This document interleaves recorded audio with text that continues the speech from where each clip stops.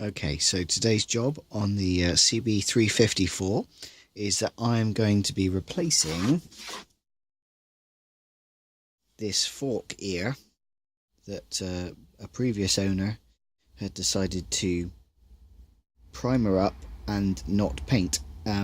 So they've left it with a complete grey fork ear, yet the other side is the original paint colour, which is great. So what we're going to do is we're going to take off the triple tree, which is just here, and we are going to remove the headset, including the dials, the handles and the indicators, just there. And then we're going to hopefully remove the fork here and replace it with one that I've already painted. So hopefully this will be a nice easy job.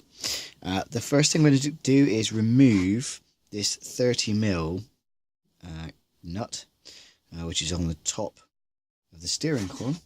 So got a 30mm on a ratchet. I'm just undoing that. I'm going to take that off.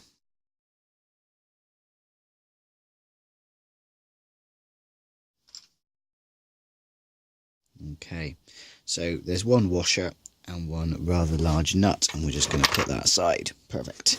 The next job is that we've got at the top of the triple tree, left and right, we've got a nut and a bolt that runs through that clamps onto the suspension arms, okay, the fork arms. So we're going to take looks like a 13mm to remove that. And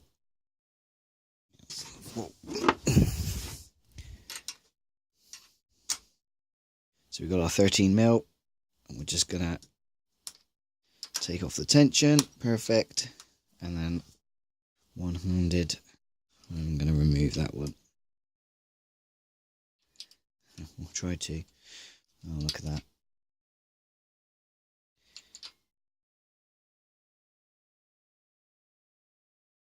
Spinning away there. Always easy to do with two hands, not so easy to do while holding a camera, because then you drop things like the washer I just dropped.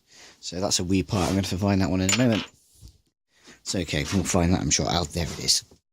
Okay. A little bit trickier to do with one hand. What I'm going to do is I'm going to take hold of the handlebars and I'm going to start to wiggle them up and down, left and right, okay, until these triple tree connectors that I've now taken the bolts out of start to loosen off the forks, and we're going to lift this all up. Now, holding the camera at the same time is going to be a little bit tricky, so you will have to bear with me, and hopefully this will come off nice and easily and I won't drop anything. So let's give it a go.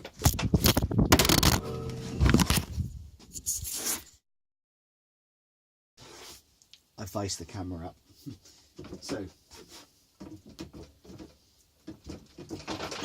there we go. Here it comes. There we go. Just going to lift that out of the way gently to one side. Perfect. And there's the ear we're going to go to. Okay. So next job will be to get a 14mm spanner and remove the bolt that's on the headlight.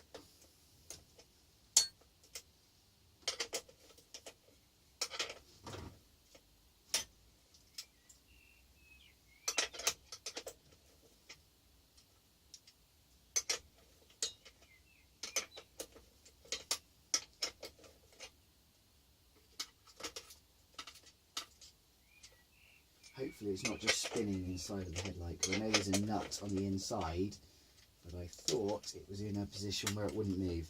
So hopefully that is the case.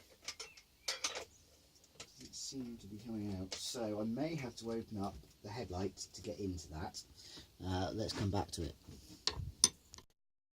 So the 14mm is out, and as you can see, the fork here is now completely loose, and the weight of the indicator just makes it roll back. So we've got to disconnect the indicator, which on this one is a black wire with an orange tab, and I can just see where it's going in there. Okay, it's just one cable that comes out. So we're going to have to undo this nut here and undo this bullet connector, which is just there. Hopefully with a little pull we should, oh yeah, this is going to be nice and easy. Okay, so, excuse me, that one's disconnected, just pulled it straight out. And this one looks like a 13, so we'll grab that and get that sorted out. Nope, it's a 14.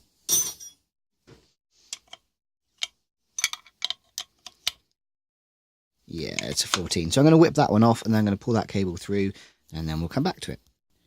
14mm nut and washer is removed, leaving just the cable and the bullet connector.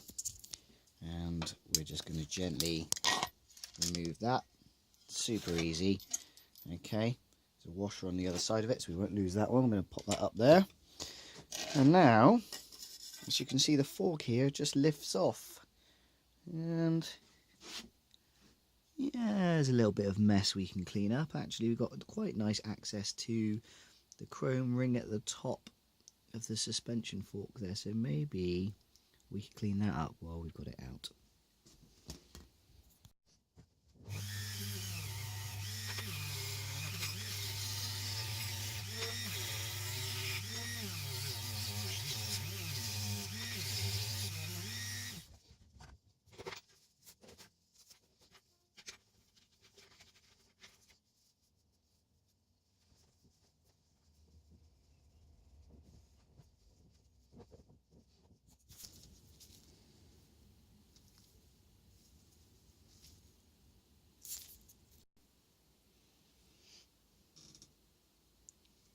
Okay, so we've now got a nice, well, cleaner little ring that's going to go back on the top of that fork cover.